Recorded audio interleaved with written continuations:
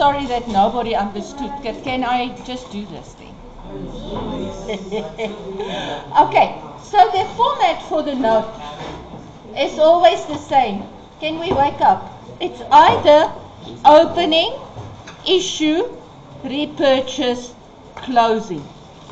Or it's opening, repurchase, issue, closing. But can you see, your opening and closing is always at the end, and then the issue and return can swap.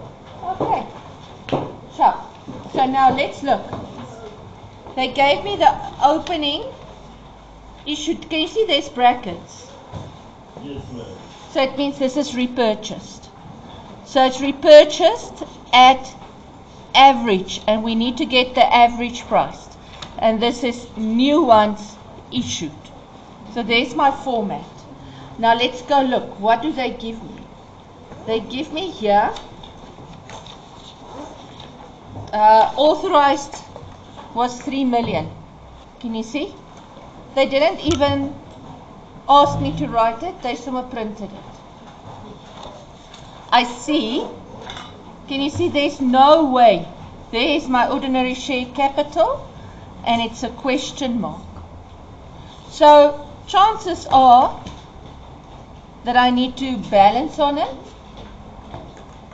But something else I must also keep in mind. Is there anything happening between the opening and the repurchase? Is there anything that happened in between? Mr. Rowe, can you please come to my office, Mr. Rowe? Anybody? Meaning, is there a transaction before the repurchase? Yes or no? No. That means that the average year will be equal to the average year. So meaning if you can get this average, you can also say 1.8 million times that amount will give me the opening. Does that make sense to you? In other words, if I say to you, you have 100 shares, ne? But they don't tell you the rand. Then they say, oh, we bought back 20 shares at an average of 5 rand, meaning this gives me 100. Then it means that was also still only 5 rand, meaning this was 500. Does that make sense to you? Because nothing happened to change it. If however I had 100 shares, no answer. I issued another 200 shares at 5 rand, gives me 1,000, 20,000, 400, 1,000. And now I repurchase. Can you see? My average is not going to be 5 rand. Because this average and this average together gives me this average. So now the average changed. Do you understand that? Yes. If I say to you, okay, let's try another one. I have 10 lollies that I sell at 1 rand each. Right? Then I have another 10 lollies, but now I up my price to 2 rand. If I now sell another 10 lollies and I say I'm going to sell it at average price, which one am I going to use, the 2 or the 1? I'm going to get an average. So I'm going to say 30 divided 3. No, 20. So that's going to give me 1 rand 50. So then the average is 1 rand 50. You guys get it? But if I say to you, I have 10 lollies, I sell it at 1 rand, then I buy 5 lollies and it's at average. What's the average? It's still 1, because 10 divided 10 is still giving me 1. There's nothing else that changes the average. You get what I'm saying? So it means it's still going to be 1. You guys? You understand? Okay. So, They say on 1st September 1.8 were in issue. On the 1st July, the company repurchased 120,000 shares at 7 Rand 20 each. You agree with me that that 7 Rand 20 is the total buy price, ne? It's the total price that we paid. And we still need to divide it between average and above average. Right. You guys got me? Okay. So, they say this 720 was 20% above the average price. Oh my word. Do you see a UK? I see a UK. I see a UK. Because let's make it like this. This 720, ne, the total, consists of the average and the above or the above average. Right? You get me? So in other words, the average is 100% of what I can pay out of my capital. And now they say we pay 20% above the average. So what did I pay? 120. Can you see where it's going? So if I take 720, what am I looking for? The 100, the average. Over 120, what are you going to get? 6 Rand. So the average price is 6 Rand. What is above average then? 120. Let's stop there. Any questions? What I'm going to do is I'm going to quickly use a much more simple amount. Let's quickly do it this way. So what they're basically saying to me is, I bought back 10 shares. Ne? Now, that 10 shares, I paid for it 2 Rand 20 per share. So that's the total price I paid for it. But remember, I taught you when we did the T accounts that you are only allowed to take out the average. Everything more than the average must come from my savings. So now I know that 2 Rand 20, I need to go find out what was the average price and what was the retained income price, the above average. Right. So now, what are they saying here for me? They say, oh, the buyback price, that 20, is 20% more than average. So immediately you know this price isn't just average. I'm going to have to split it. Now I can tell you in grade 12 papers you're always going to have to split it. It's always average and above average. Always. So now let's quickly go look. Right? So I know the price I paid is the average and it's more than the average. So the average I'm going to make 100. The above average I'm going to make 20. So I actually paid 120%, not just 100%. You shop with that. Okay. You must tell me what it is you don't get.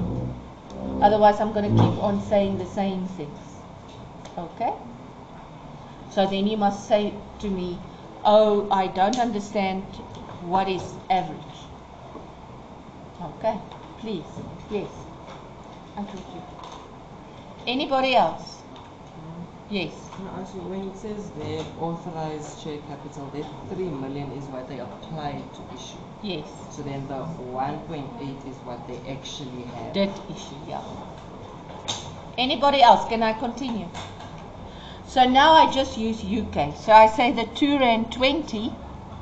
I want the average. I have the total.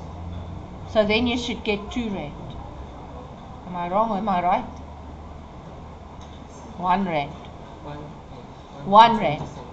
So it's 1 rand above. So it's 10 times 1 is above average.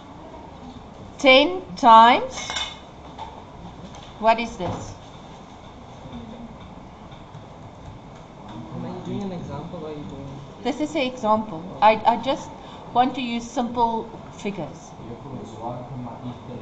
Oh my word. So much for easy figures. So it's 10 times 1.83. If I say 2 rand 20 less 1.83, I'm going to get 1 rand 17 cents. So this would be 1 rand 17 cents. Can you see I need to, is it 1 rand? No, 0 point? 220 minus 1 is So it's 37 cents. Okay, the easy example was to not easy. But you get what I'm trying to say, ne? Just, it's practice. It's practice. So now, if I look at this, can you see my average price is 6 rand? So 6 times 120 gives me? 720. Then they tell me I issued 20% of the unissued shares. Now remember, you're not allowed to issue shares you just bought back. Right? So I had 3 million shares. I issued 1.8 million. So it means I still can work with 1.2 million. You with me? And they say from that 1.2 million, they issued 20%. Oh, sorry, you can't see. Why didn't you minus the repurchase? Because I said now. Remember that 120 is part of the 1.8. It's like, ne? So it's already part of that. I can't subtract it again because I'm not allowed to issue it again. Or add it back. I'm not allowed to issue it again. Okay, so I've got 1.2 times 20 gives me 240. And they say they issue it at 6 rand 60. Can you now see? It's getting more expensive. The price is increasing. So what does it give me in the end there? Okay. Sharp. Now can you see if they, so let's quickly see what is the closing unit. 1920. Okay. Did they give me the closing balance? No. Can you see if they did give me the closing balance, I can reverse to the opening. But they didn't. So I need to get another way to get the opening. And what I just showed you, the opening I can actually also work on 6 rand. Because I didn't issue extra shares. So the average for now is exactly the average for the transaction just before that. Okay? So 1.8 times 6 gives me 108,000,000.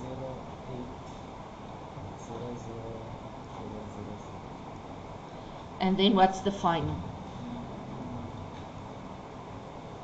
11664. And that one is exactly the one that if I go to the face, I need to put it in the face.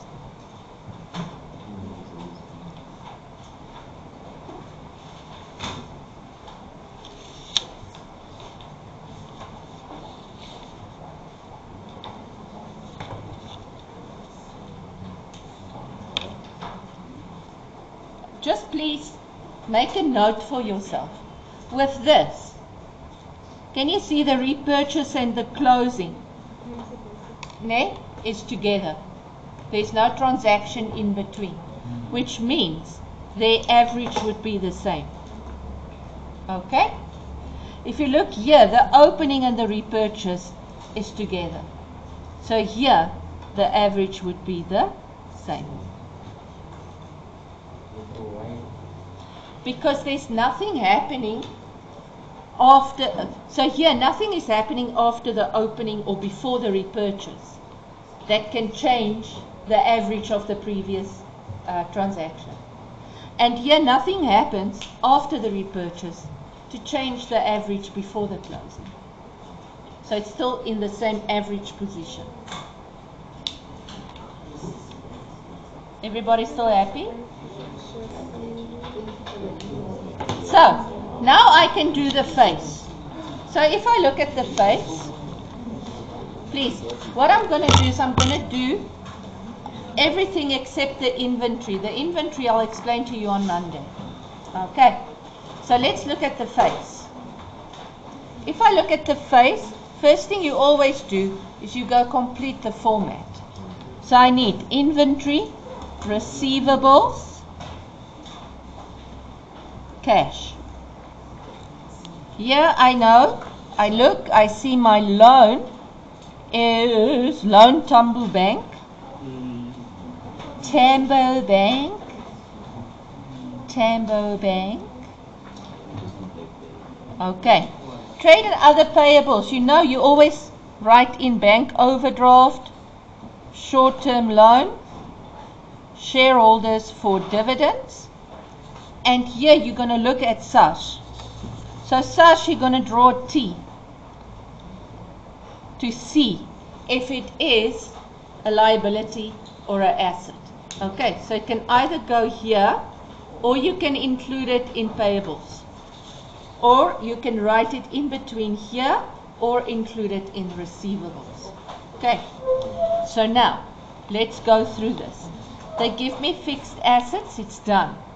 Fixed deposit is done. Inventory we need to still calculate. Trade and other receivables is the balancing figure. So you someone make a little star for yourself. Cash flow bank is 800 plus cash float. Now can you see here, SARS income tax, they don't even have to tell you provisional tax, because the balance in the pre-adjustment trial balance is the provisional, so it's that bank. So meaning this is what I paid, so I put it on the debit side there of SARS. This is what I paid. It's my provisional tax. It's on the minus side. And I will always find it in the trial balance. Then I see capital is not there. Retained income is in. Loan is not there. Trade and other payables is 463,840. Okay. Listen. Favorite question. Face of the balance sheet. What's wrong? Face of the balance sheet, super important. So now let's look. With all of these transactions, we assume that everything here is fine and recorded. Why? Because they did not tell me otherwise. Let's say they will say, oh, we repurchased shares, this was not recorded. Can you see? It would not just influence your ordinary share capital, it will also influence your bank. Okay? And your bank is influenced by the total price that you bought back at. So, nothing here, everything's recorded. Let's go to the next transaction. They say, a final dividend. Why do they not talk about the interim dividend? Why do they only talk about a final dividend? Yeah, because they still need to pay it. It's a liability. The interim dividend is already paid. So it won't influence bank, won't influence the shareholders, right? So I only need the final. And the final is this one here. This is my final dividend. So, what do they say? I have to remember this sentence here where they say, these shares do not qualify for final dividends. In other words, what they are saying is we are using the final balance. The guys that sold their shares are not going to get dividends. So who gets dividends? The people who hold shares the end of the year. Right? Okay. So I'm going to say 1920.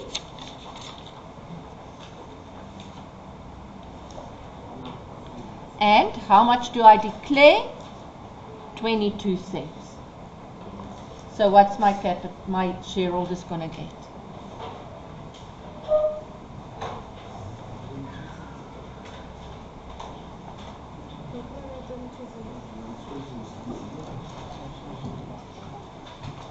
Anybody?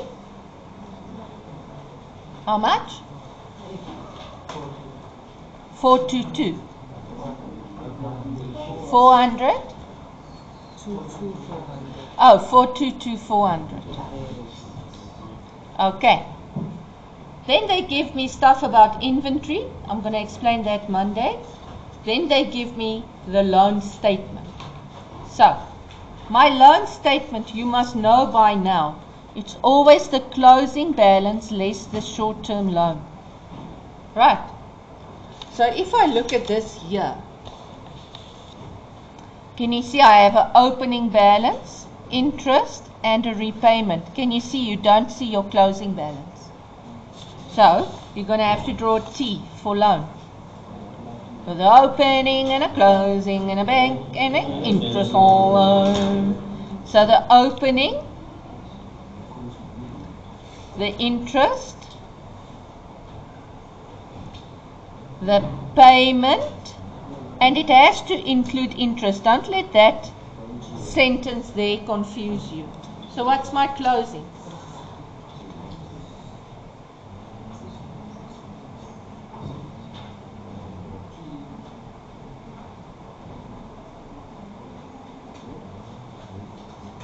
Anybody with a calculator?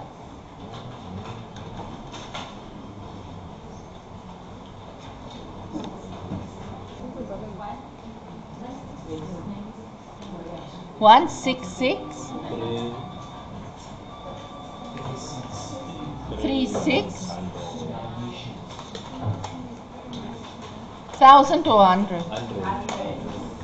Okay, we'll go to the short-term loan.